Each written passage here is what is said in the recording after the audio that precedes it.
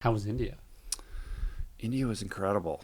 What'd It you was do? it was a life-changing trip in certain ways. So Arthur Brooks, who you know well and your audience knows well, invited me and my wife to join a small group of people to travel with him to Dharamshala to spend a couple days in talks with the Dalai Lama, which was an opportunity that was a hell yes. Like, I'm Sure. not going to say no to Yeah. that. Like, I don't think that ask is going to, come along again anytime soon. Um, so we went, and it was really quite something. I mean, the Dalai Lama is 89 years old, and who knows, he may live to 110, Yeah. um, but he's getting up there, and I don't know how many more years he's going to be able to do this kind of thing. And Arthur's been visiting with him for over a decade. He's gone many, many times. And this was sort of a Harvard sponsored thing with his happiness lab. So there was a bunch of people that he works with associated with Harvard. And then some social scientists. Rainn Wilson came as well, Oh, really? which I was was just cool. messaging him the other day. Yeah, yeah, yeah. And Lisa Miller, who teaches the science of spirituality at Columbia, who's been on my podcast. She's wonderful. So it was an interesting group of people. And Arthur was quick to say at the outset that no matter how planned out like this arc of conversation, he could kind of like, imagine Yeah. that no matter what question you ask the Dalai Lama, he's just going to impart whatever wisdom he feels like this group needs to hear, Oh, which interesting. was exactly the case. Like, Arthur comes armed with a whole sense of trajectory where he wants to take this. It's about transcendence. It's about love, the happiness, the things he talks about.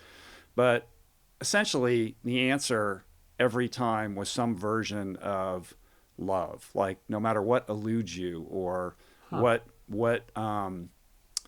what aspect of your life feels unfulfilled, the answers that you seek will always be found by exploring the nature of love. And if Giving you're or receiving? both, just Hmm. love in its like broadest definition, I suppose. And he kept using the metaphor of looking at a mother's love for a child. Like, if you struggle to conceptualize or grasp what I'm talking about when I say love, just look to the mother's love of a child, or look at an animal's love for its child, like the Yeah. animal mother, like the cow or the dog or what have you. That was sort of the repeated refrain over the Hmm. course of the 2 days, which on one level is like very reductive and simplistic, Yeah. but if you kind of step back, is actually perhaps the most profound thing that he could share. Like, So you you could would just ask a question and then he would just be like, well, what you actually sort need to of, be asking me about is. and what was great is that he actually spoke in his native tongue, and he had his longtime translator with him. So he didn't have to struggle with any kind of like language barrier. Yeah. And there was more to it. And I'm actually in the process of trying to get a transcript, because I really want to be able to like Yeah. revisit it and read it and kind of mine it for the deeper truths. But, I was sitting this far away from him, for 2 days. And it was conducted in his monastery, in this like sort of greeting room that is connected to his residence.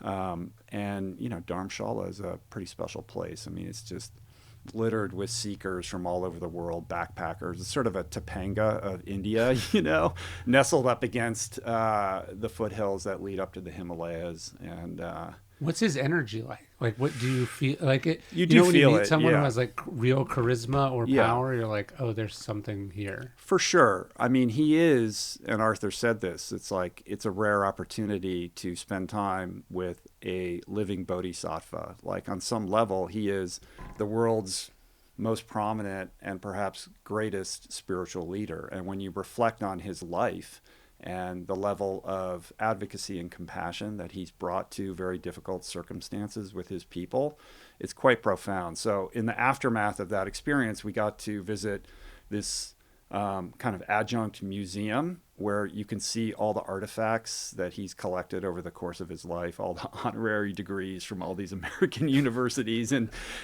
just incredible photographs of him with like every world leader. Sure. including this remarkable photograph of him engaging with Chairman Mao, who was basically responsible for slaughtering, untold millions of his people, and is responsible for his exile, etc.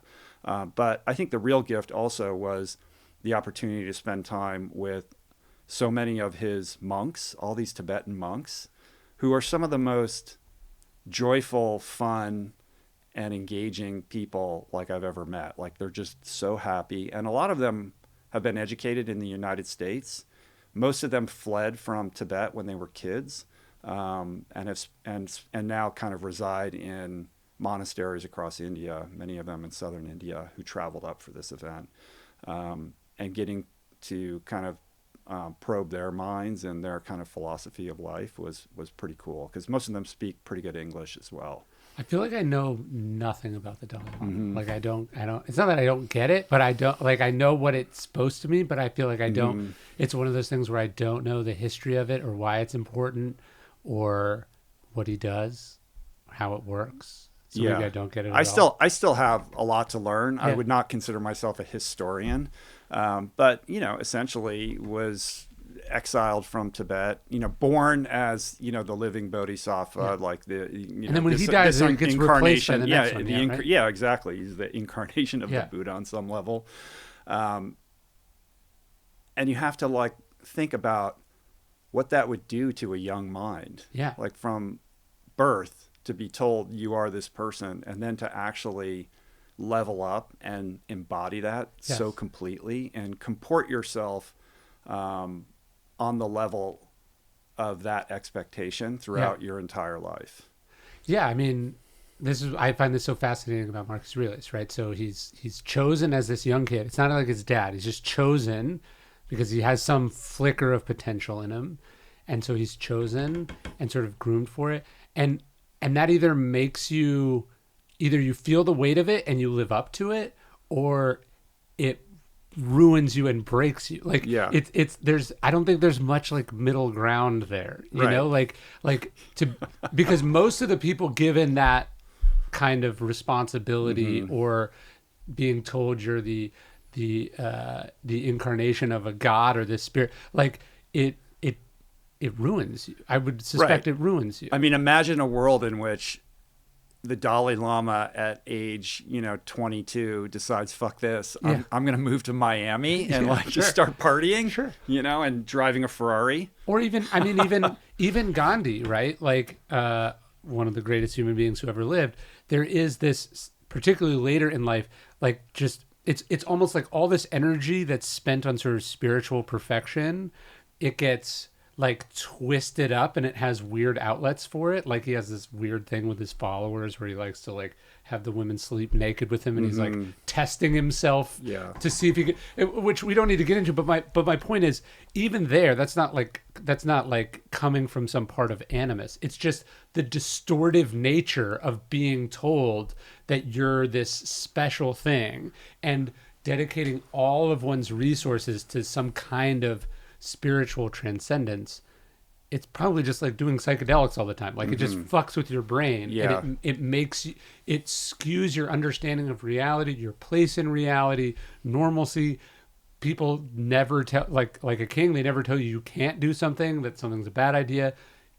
It's highly unusual that process would not warp you mind, body, and soul. Yeah, I agree with that completely. I think the ripple to that, though, is that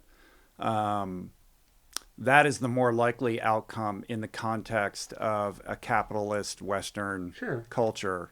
And when you're in India, it's very clear that sensibility, although it is, capitalist in many ways, is secondary to the primary kind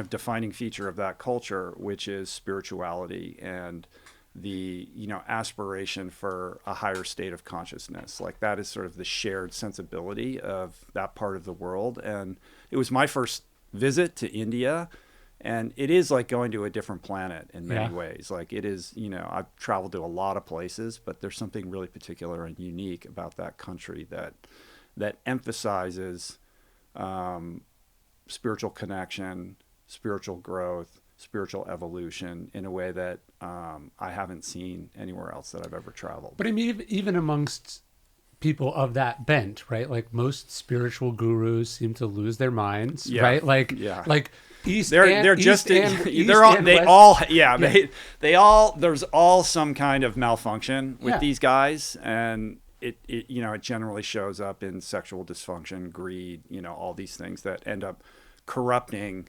the ecosystem around them. Yeah. I mean, we see that time and time again. Yeah, So when you find time when was when you fleet. see somebody who somehow has avoided that or Yeah. or immunized themselves against that, that is a remarkable feat.